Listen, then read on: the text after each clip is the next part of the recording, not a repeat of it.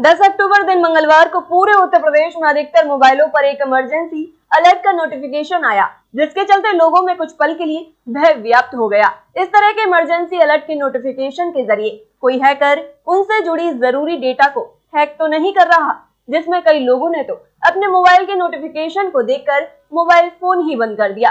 क्यों आया यह मैसेज, आइए जानते हैं।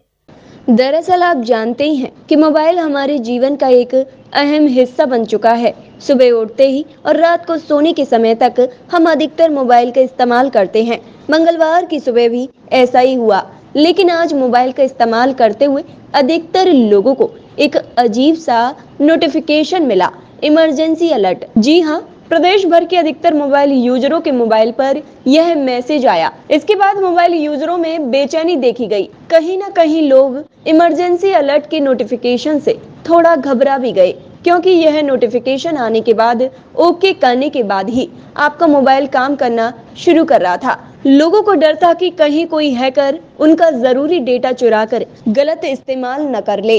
लेकिन क्यों आया यह इमरजेंसी अलर्ट, चलिए जानते हैं। इसके बारे में हम आपको बता दें, यह नोटिफिकेशन आपदा प्रबंधन की ओर से ही जारी किया गया था। यह नोटिफिकेशन बिल्कुल ही प्रमाणित और सरकार द्वारा जारी किया गया था।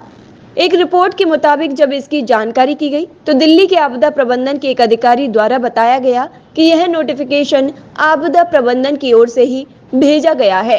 इसका मुख्य उद्देश्य यह है कि जब कोई आपदा स्थिति बनती है तो यह मैसेज एक साथ सभी लोगों के फोन पर जा सकता है या नहीं, जिसका आज यानी कि 10 अक्टूबर को उत्तर प्रदेश में ट्रायल के तौर पर ही आजमाया गया, जिससे कि आपदा के समय यह मैसेज भेजकर लोगों को अलर्ट किया जा सके। तो फिलहाल आप लोगों को इस मैसेज से घबराने की आवश्यकता नहीं। इस नोटिफिकेशन पर अगर आप ओके क्लिक करते हैं तो आपको इसका कोई भी नुकसान नहीं होगा। प्रातः दर्पण न्यूज के लिए आगरा से संवाददाता चंदन सिंह की रिपोर्ट।